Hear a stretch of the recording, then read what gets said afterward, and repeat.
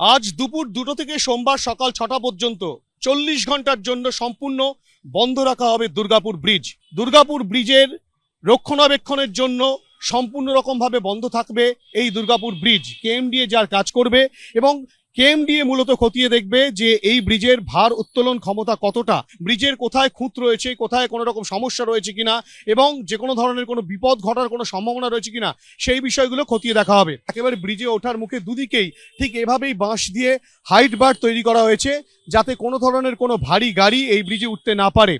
গত ডিসেম্বর মাসের শেষের দিক থেকে কিন্তু ঠিক এই ধরনেরই ব্যবস্থা করা হয়েছে কলকাতা পুলিশের পক্ষ থেকে, কেননা ব্রিজের অবস্থা ভালো নয় এবং কলকাতা পুলিশের তরফ থেকে যেটা স্পষ্টভাবে বলা হচ্ছে, যখন রাস্তা বন্ধ করা হবে, এই ব্রিজ বন্ধ করা হবে, তখন কিন্তু নিউ আলিপুরের এই যে আইল্যান্ড রয়েছে সেইখান থেকে গাড়িগুলোকে ঘুরিয়ে দেওয়া হবে। যেই গাড়িগুলো আলিপুরের দিকে যাচ্ছিল বা যায় এই দুর্গাপুর ব্রিজ হয়ে, সেই গাড়িগুলোকে ঘুরিয়ে তারাতলার দিক থেকে নিয়ে যাওয়া হবে। অপর প্রান্তে অর্থাৎ কিনা আলিপুরের দিক থেকে নিউ আলিপুরে আসার যে রাস্তা, সেখানে কিন্তু আলিপুর রোড এবং গোবিন্দ আড্ডি রোডের সংযোগস্থল থেকে সেই সব গাড়িগুলোকে ঘুরিয়ে দেওয়া হবে এবং সেখান থেকে ব্রিজ বন্ধ রাখা হবে।